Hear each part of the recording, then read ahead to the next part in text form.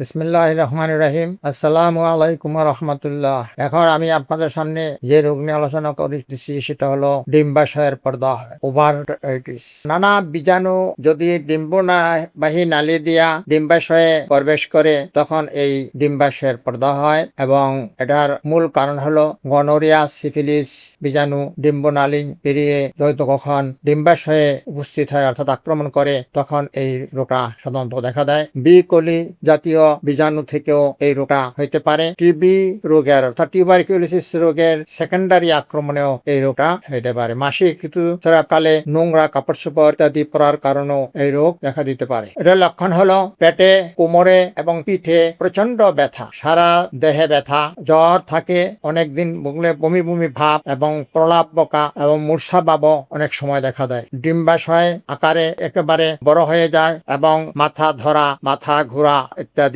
যন্ত্রণা থাকে। দুই ঋতুর মাঝখানে অনেক সময় দেখা যায় যে আবার ঋতুস্রাব হয়, অর্থাৎ 8 থেকে 10 দিন পরপরই ঋতুস্রাব হওয়ার সম্ভাবনা থাকে। আবার দেখা যায় কখনো এই লিকুরিয়া, যেটা সাদা স্রাব দেখা দিতে পারে, ওই সাদা স্রাব চলতেই থাকে, তাদের এই ডিম্বাশয়ের প্রদাহ হয়। আবার কখনো অতিরিক্ত হয়ে গেলে জ্বর, ব্যথা ইত্যাদি থাকে এবং বেশি মুখলে এই রোগ থেকে অনেকের বন্ধ্যাত্ব হয়ে যেতে পারে, অর্থাৎ বাচ্চা নেওয়ার সম্ভাবনা কমে যায়। তাই যখন এই রোগ দেখা দিবে ডাক্তারের শরণাপন্ন হবেন এবং আমার কাছে যদি আপনারা পরামর্শ চান আমি আপনাদের পরামর্শ দেবো এবং ওষুধের ব্যবস্থা করব। হোমিওপ্যাথিকে এই রোগের ভালো ওষুধ আছে, আমি আপনাদের ওষুধের ব্যবস্থা ইনশাল্লাহ করে দেব। আপনারা এই ভিডিওটি শেয়ার করবেন, সবাই যাতে উপকৃত হইতে পারে। আপনারা ভালো থাকেন, সুস্থ থাকেন। আল্লাহ হাফেজ।